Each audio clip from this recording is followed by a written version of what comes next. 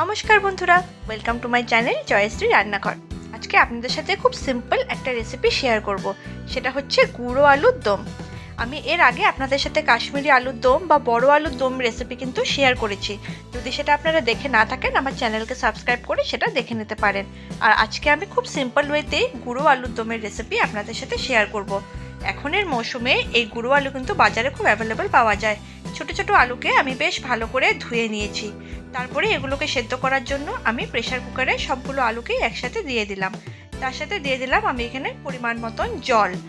আলুটাকে সেদ্ধ করার জন্য আমি এখানে সামান্য পরিমাণে একটু নুন দিয়ে দেবো, আর কিছুই দেবো না। তারপরে ঢাকনাটা বন্ধ করে এটাকে 1 থেকে 2টো হুইসেল আমরা মেরে নামিয়ে রেখে দেবো। এদিকে আমি একটা বলে পেস্ট বানাবো, তার জন্য নিয়ে নিলাম পেঁয়াজ, টমেটো, কয়েক কোয়া রসুন, কাঁচা লঙ্কা, আদা, আর এগুলোকে সামান্য একটু জল দিয়ে আমরা গ্রাইন্ডারে ভালো করে একটা পেস্ট বানিয়ে নেব। দেখুন পেস্ট বানানো হয়ে গেছে।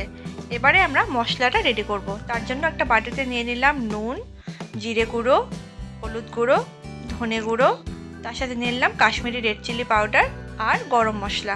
সামান্য একটু ঠান্ডা জল দিয়ে বেশ ভালো করে নাড়াচাড়া করে নেব। আর নাড়াচাড়া করে নিলেই আমাদের মশলা কিন্তু রেডি। এবারে আলুগুলো আমাদের সেদ্ধ করা হয়ে গেছে, এটাকে আমরা নামিয়ে নিয়ে ঠান্ডা জলে রেখেছিলাম।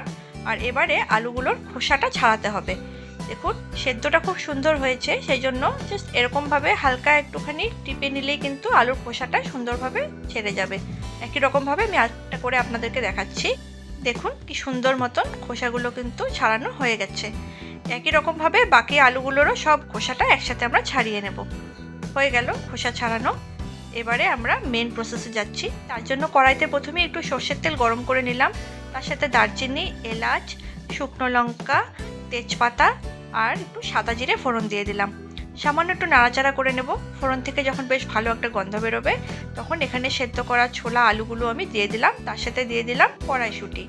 আর এগুলোকে একসাথে বেশ ভালো করে নাড়াচাড়া করে নেব, যাতে তেলে জিনিসগুলো বেশ ভালো করে একটু ফ্রাই হয়ে যায়।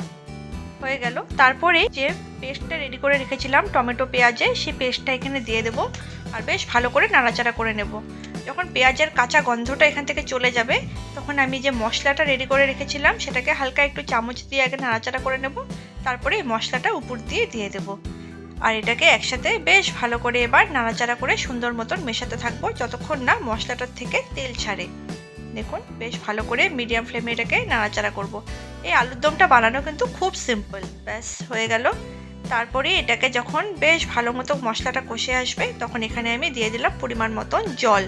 জলটা আমি সামান্য একটু বেশি পরিমাণে দিচ্ছি, কারণ কড়াইশুঁটিটা এর মধ্যেই কিন্তু সেদ্ধ হয়ে যাবে। তারপর একটু নাড়াচাড়া করে নিলাম।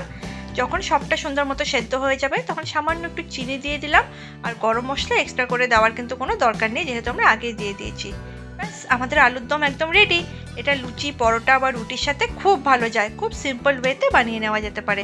আপনারা আমার চ্যানেলকে সাবস্ক্রাইব করবেন, আর রেসিপিটি ভালো লাগলে সবার সাথে শেয়ার করবেন।